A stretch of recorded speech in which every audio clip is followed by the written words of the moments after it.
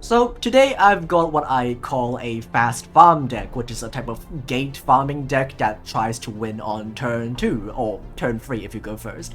I don't know if other people have made something similar that tries to win as quickly as possible, but I thought I'll share my farm deck that I've been using to farm Princess Adina with. So instead of me yapping for 10 minutes trying to explain every card in the deck, how about we just jump right in so that you can see the cards in action in the replays? Okay, so we are in our first replay. I have two replays, one for going second and one for going first. You want to go second because that allows you to win on turn 2, but even if you go first, you can just stall for a turn, and I will show that off in the second replay. So against Princess Adina, they don't really have that many problematic cards. And the farm deck will work against a lot of characters that don't really have some sort of interruption that they can do to your combo. And even if they do, sometimes they just don't draw it because in order for them to actually stop you, they have to draw it in their opening hand. Otherwise, you just win on turn 2 anyway. So we're using Rebecca's Broken Dragon skill to basically draw Graceful Charity and then just draw an entire deck. And the deck's pretty consistent. There are 7 1-card starters, and usually you are able to win on turn 2. And even if you don't, you can still win on turn 4. So we're going to use the fusion support to halve our life points, just to lower our life points for more assessment points.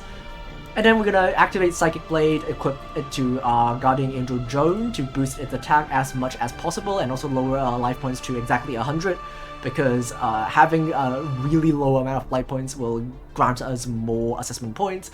And then we're going to use a copy of Concentrating Current to boost its attack, and then use Action Magic full turn to make it do double battle damage. So we're just going to attack and then do really huge amount of damage, and then we just win.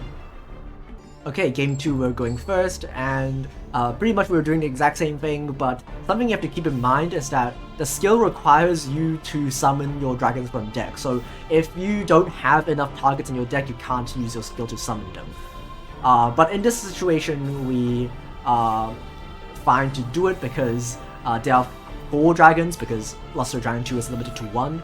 So as long as there are 2 dragons in the deck, we can use the skill to summon 2. So we're going to take a bit of damage, but as long as we don't die, it will be fine.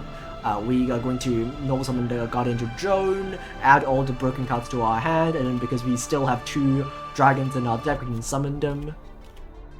And even if you couldn't summon them, it's still not too big of a deal, because this deck is able to draw enough cards so that even if you don't have the maximum amount of dragons on the field, you can still draw an entire deck.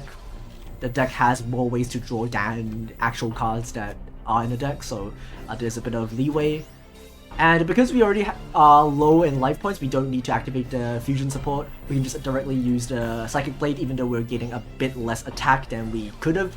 It's still enough to deal enough damage for the maximum amount of assessment points. So yeah, that's pretty much it. Nothing too complicated, and yeah. So a quick side note before I end the video, you kind of want some Chronicle processings on some of your cards, because by having a Chronicle processing on cards that you actually use during the game, you get more points. So I think you need 2 or 3 cards in this deck to be having a Chronicle effect, otherwise you won't get 8,000 assessment points. But that's pretty easy to do. You use just any random stamp on your cards, and that will turn them into Chronicle processed cards, and that will give you more assessment points. And yeah, that's pretty much it. Thanks for watching. Bye.